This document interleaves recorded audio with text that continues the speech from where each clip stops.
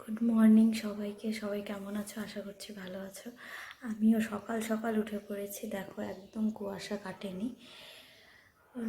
সকালেই উঠেছি, 8টা বাজে এখন। স্নান টান হয়ে গেছে, ব্রাশটা করা বাকি, ব্রাশটা করে নেব।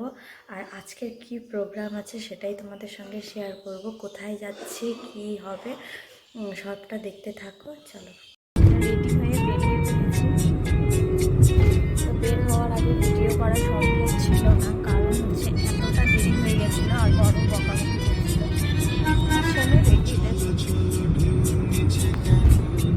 দেখো এখনো কুয়াশা কাটেনি, কিছুই দেখা যাচ্ছে না।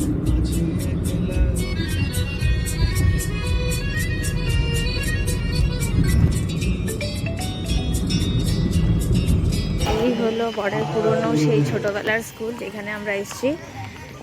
এখানে ওদের প্রোগ্রাম আছে। আমরা পেছনের গেটটা দিয়ে ভেতরে ঢুকেছিলাম। সামনের গেটটা মানে প্রথম থেকেই সুন্দর করে সাজানো ছিল। এই যে, তো বর সামনে, ও একা একা যাচ্ছিলো, তারপরে আমি পেছনে যাচ্ছিলাম ভিডিও করতে করতে।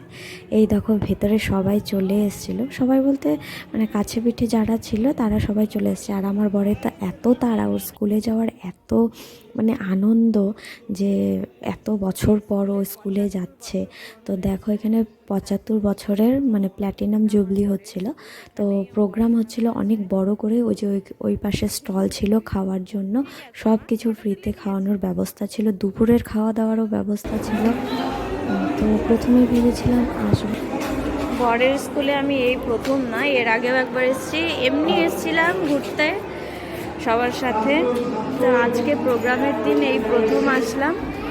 প্রথমে ভেবেছিলাম আসবো না, তো বারবার জোরও করছিল যে চলো একসাথে ঘুরে আসি, তাই আসা। এই যে আমার বরের সব বন্ধু বান্ধবী মানে সবাই আসেনি, যারা আসছিল তারা একসাথে ফটো তুলে নিল। তারপর আমরা ফুচকা টুচকা খেয়ে ওখান থেকে বেরিয়ে পড়লাম।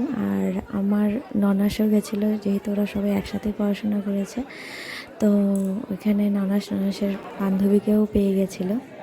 তারপর আমরা এই রুমটাতে চলে আসি। এই রুমটাতে অনেক পুরনো দিনের জিনিস রাখা ছিল, আর ছোট ছোট বাচ্চারা নিজের হাতে অনেক জিনিস বানিয়েছিল। সেগুলো ওরা ভালোভাবে বুঝিয়ে সবাইকে বলছিল যে ওরা কীভাবে ওটা বানিয়েছে, কোন কাজের জন্য বানিয়েছে, এগুলোই আমাদেরকে দেখাচ্ছিল। এই দেখো, খুব ভালো লেগেছিল ঘরটার মধ্যে এসে। মানে অনেক পুরনো দিনের ছবিও রাখা ছিল, তার মধ্যে এত ছোট বাচ্চারা এত সুন্দর করে এসব বানিয়েছে, তার মধ্যে বুঝিয়ে বলছে আমাদেরকে, এটা অনেক একটা বড় ব্যাপার। আর ওদের স্কুলের নাম মানে অনেক ভালো মানে শোনা যায়, কারণ কি বলবো, অনেক ভালো ভালো স্টুডেন্ট ওখান থেকে বের হয়েছে। মানে ওখানে সাহিত্যিকও ছিল অনেক, কি বলবো আমি নামটা ভুলে গেছি, যাই হোক। তো অনেকেই ভালো ভালো পোস্টে চাকরি করে। আর আমাদের বাড়িতে মানে আমার ননাস, আমার ভাসুর, আমার বর তিনজনেই চাকরি করে। ওরা তিনজনেই ওই স্কুল থেকে পড়ে এসছে। তো ওদের কাছে এটা একটা বিশাল গর্বের বিষয়। যাই হোক, সবার স্কুলই ভালো। তো আমার স্কুলও আমার কাছে ভালো, ওর স্কুল ওর কাছে অবশ্যই ভালো। তো ওখানে যাওয়ার পর বেশ ভালোই লাগছিল, কিন্তু একটা জায়গাতেই খারাপ লাগছিল, কারণ হচ্ছে ওখানে তো আমার কোনো ফ্রেন্ড বা চেনা জানা কেউ নেই। যাই হোক, আমি আমার মতো ঘুরে ঘুরে দেখছিলাম। এদিকে আমার ননাসের বর আর আমরা দুজনে কি করব, যেহেতু আমরা ওখানে আর পাত্তা পাচ্ছি না। আমার ননাস আর আমার বর এদিকে বন্ধু বান্ধবী নিয়ে খুবই ব্যস্ত।